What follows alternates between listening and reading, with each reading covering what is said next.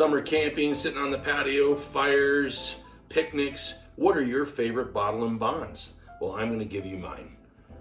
Welcome to the Barrel House. We are talking about bottle and bonds and some of my favorite ones year-round and for the summer. So let's get right into it. I've got some of my favorite bottle and bonds. Let me know what yours are.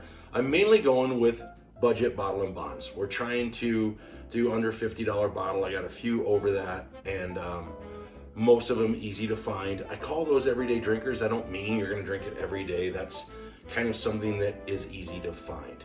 So we'll try to maybe go with more budget bottles or your go-to bottles. So these are my budget go-to bottles of bottle and bonds. Let's start with the first one. I'm kind of going in order of, I mean, there's not really a favorite. I'm going with summer, going with stuff a little bit. I just kind of jumping around. So the first one that we're going to talk about is my favorite summer sipper.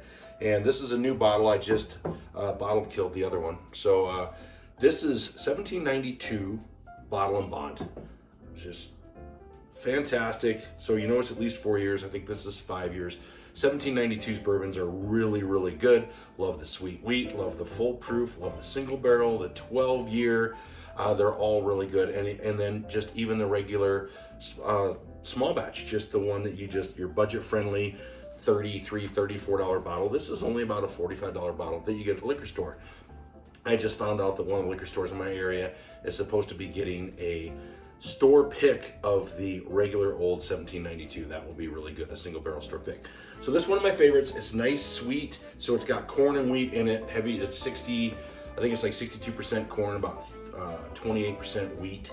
So it's going to be a nice, sweet sipper, real mild. This is a great one to have, 1792 Bottle and Bond.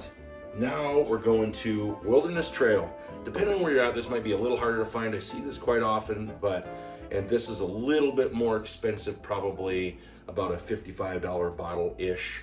But this is a really good bottle. This wouldn't be as much of a budget bottle maybe, but if you can find this, this is a really good go-to to have. Once again, this is going to be a little bit more heavy than this, more vanillas and toffees, and a really good bottle. Wilderness Trail makes good stuff. They have a single barrel that's absolutely fantastic. They are out of Kentucky and distilled at the distillery. So Wilderness Trail is making waves, and I think it's a good one to try. Give it a go. All right, the next one is kind of one of my favorites and the highest age bottle and bond I know of.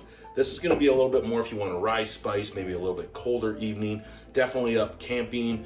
If you're in the mountains or on a lake and it's a cool evening, this is just a great one to have.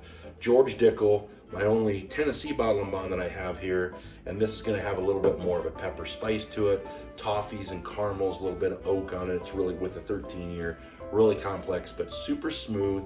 This is an under $50 budget bottle that should be on your shelf and should be in your glass. And it's a really good bottle to have. It's a great bottle and bond for the price for a 13-year, straight bourbon whiskey. I mean, why not? It's pretty incredible. All right, let's move on to one of my favorites that I've done before. I'm going to go ahead and show Heaven Hill Bottle and Bond, age 7 years. This is going to be more like brown sugar, caramelized brown sugar, a little bit sweeter, maybe slightly maple syrup, caramel, and really good. Got a nice oak feel to it because of the 7-year age. And it's just a great under $50 bottle, right around that price. Go-to bourbon. This is a great bottle and bond. This is a must. This was also allocated for a long time and was hard to get during the pandemic. It's now pretty readily available. Some states maybe it always was, but it was hard to get in Colorado for a while. Now we'll go with another one that is also been a lot easier to get. It used to be a unicorn and hard to get during the pandemic. Henry McKenna 10-year. Can't ever talk enough about Henry McKenna 10-year.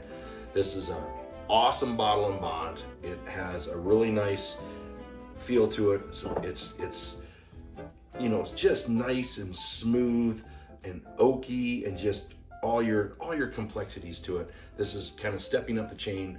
This is a really good go-to bourbon, just above budget, but it's only a little over $60. So I mean, I think I can still call that a budget bourbon with the prices that are going up on.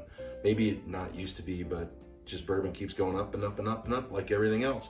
So my last one definitely is a little harder to find and not a budget bourbon, but I love this distillery, and they're not in Kentucky and they're not in Tennessee, and they're an up-and-comer, and they're out of California. Redwood Empire has become one of my favorite distilleries. I love all their stuff. Have a lot of it back here. This is Redwood Empire Grizzly Beast straight bourbon whiskey, bottle and bond. It's aged 5 years, and it is delicious. It's so smooth. I also have a Pipe Dream back here, Redwood Empire Rye, and it's a Pipe Dream bottle and bond. If you're looking for a real heavy rye, I'd call that more of a, when it's cooler, not a summer drinker in my opinion. But really good. All the Redwood Empires are absolutely fantastic. A lot of them are named after trees. You got, Emerald Giant, you got Foggy Burl, you got all these different ones. They're really good. So get your bottle and bond for your summer.